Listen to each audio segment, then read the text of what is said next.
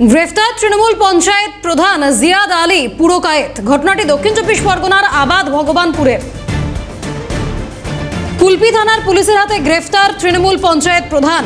আর্থিক প্রতারণা, তোলা আদায়, হুমকি এবং অপরাধমূলক ষড়যন্ত্রের অভিযোগে গ্রেফতার করা হয়েছে তৃণমূলের পঞ্চায়েত প্রধান জিয়াদ আলী পুরকায়েতকে। দক্ষিণ চব্বিশ পরগনার আবাদ ভগবানপুর, সেখানকার তৃণমূল পঞ্চায়েত প্রধান জিয়াদ আলী পুরকায়েত, তাকে ইতিমধ্যেই গ্রেফতার করা হয়েছে। কুলপি থানার পুলিশের হাতে গ্রেফতার হয়েছেন তৃণমূলের পঞ্চায়েত প্রধান। গ্রেফতার তৃণমূলের পঞ্চায়েত প্রধান জিয়াদ আলী পুরকায়েত।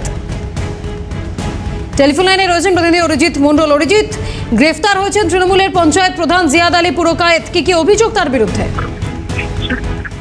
দেখো বৃষ্টি, তোমাকে জানিয়ে রাখবো, দক্ষিণ চব্বিশ পরগনার যে মথুরাপুর 1 নম্বর ব্লকের আবাদ ভগবানপুর গ্রাম পঞ্চায়েত রয়েছে, সেখানকারই প্রধান ছিলেন এই জিয়াদ আলী পুরকায়েত, এবং যার বিরুদ্ধে কিন্তু আর্থিক প্রতারণা, তোলা আদায়, হুমকি সহ একাধিক তার বিরুদ্ধে অভিযোগ রয়েছে।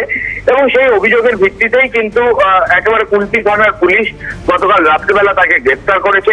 গত জুলাই মাসে এই জিয়াদ আলী পুরকায়েতের বিরুদ্ধে একাধিক অভিযোগ ওঠে, এবং গত পঞ্চায়েত ভোটের সময় কিন্তু এই জিয়াদ আলী পুরকায়েতের বিরুদ্ধে ছাপ্পা ভোট দিয়ে জেতার অভিযোগ সহ একাধিক অভিযোগ ছিল বিরোধীদের পক্ষ থেকে।